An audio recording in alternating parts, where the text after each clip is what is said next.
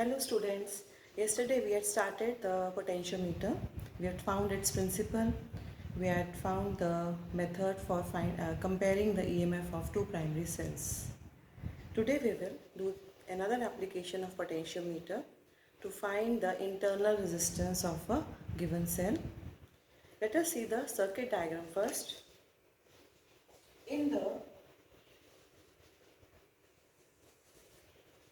This is the potentiometer board and the potentiometer wire, just as we had drawn yesterday.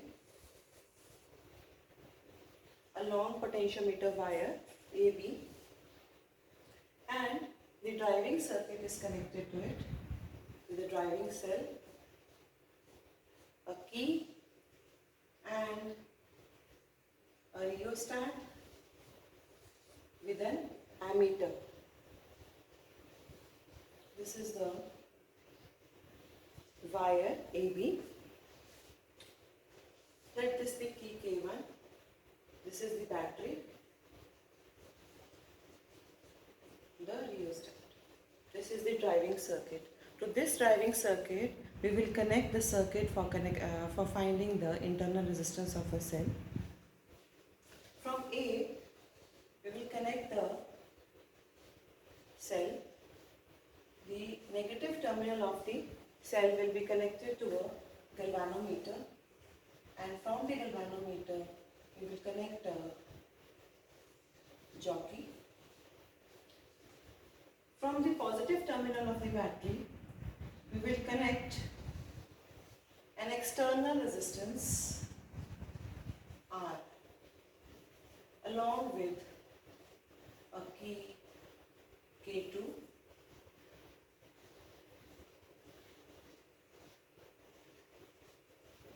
another key K2. This is the cell whose internal resistance we have to find. The internal resistance we had done earlier. The formula is R is equal to EMF upon terminal potential difference minus 1 into R. So using the potentiometer, we will find E and V and then substitute in the formula.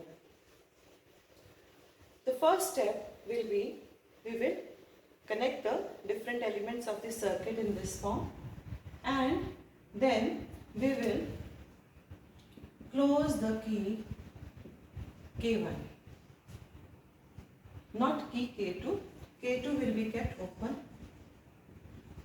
We will close the key K1, and taking the jockey, we will check at A and B for opposite deflection in the galvanometer.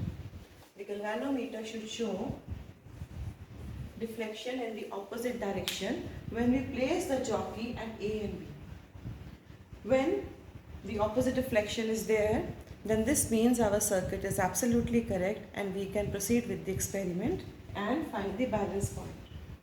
Starting from A, keeping the jockey at different points on the potentiometer wire, we will find the balancing length. Let the balancing length be L1 in this case.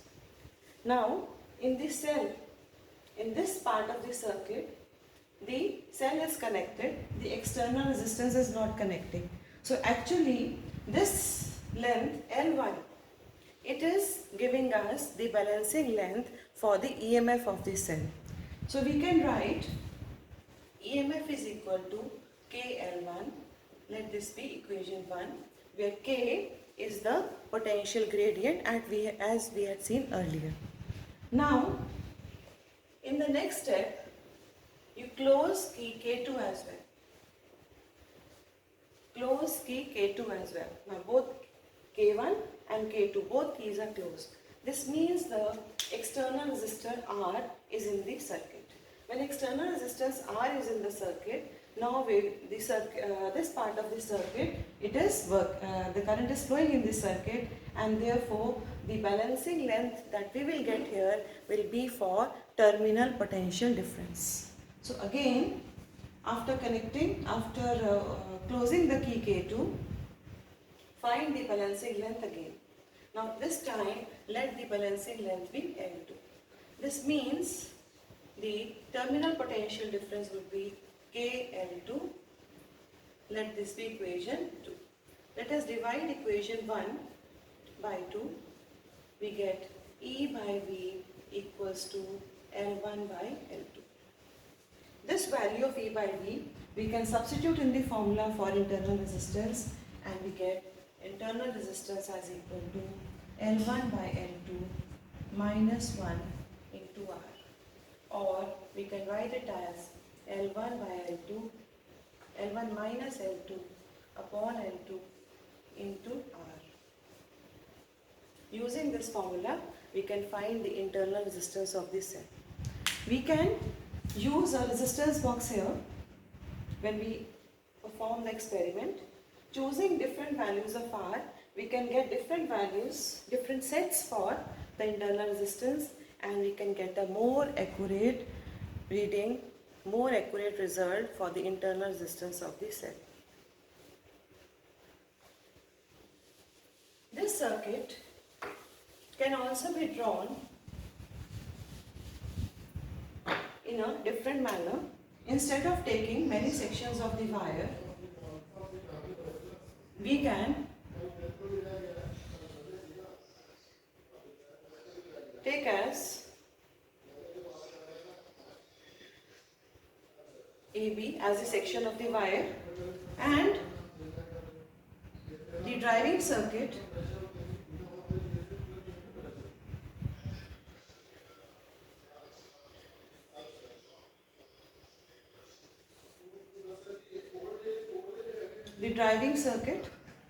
and the upper part of the circuit, the main circuit, again connected to the galvanometer, the jockey, and to the positive terminal an external resistor R with a key K2. So instead of the different sections of the wire, we can just have the single wire AB here, and in this way a simpler circuit can be drawn. Another very important thing to understand in a potentiometer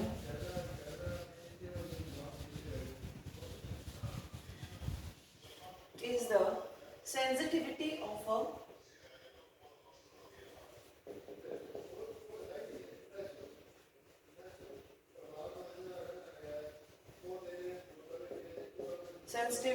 a potentiometer.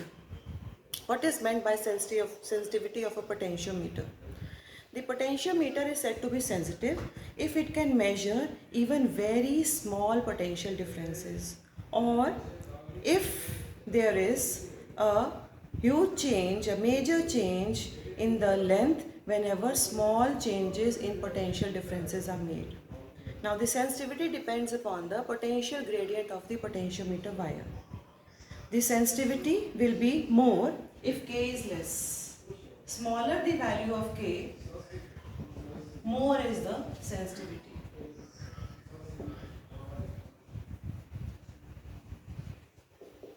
More is the sensitivity. We can increase the sensitivity of the potentiometer wire by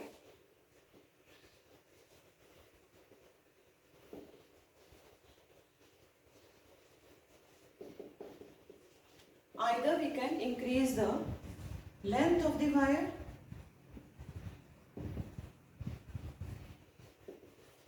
this means if we have a 4 meter potentiometer wire, a 6 meter potentiometer wire, or a 10 meter potentiometer wire, a 10 meter potentiometer wire will be more sensitive. So by increasing the length, we can increase the sensitivity of the potentiometer wire. Smaller the value of K, more sensitive is the potentiometer. Another way in which we can increase the sensitivity is by reducing the current in the circuit of the potentiometer wire. So if we reduce the current in the circuit of the potentiometer wire, even then we can increase the sensitivity of the potentiometer wire. That is all for today. Thank you. Have a good day.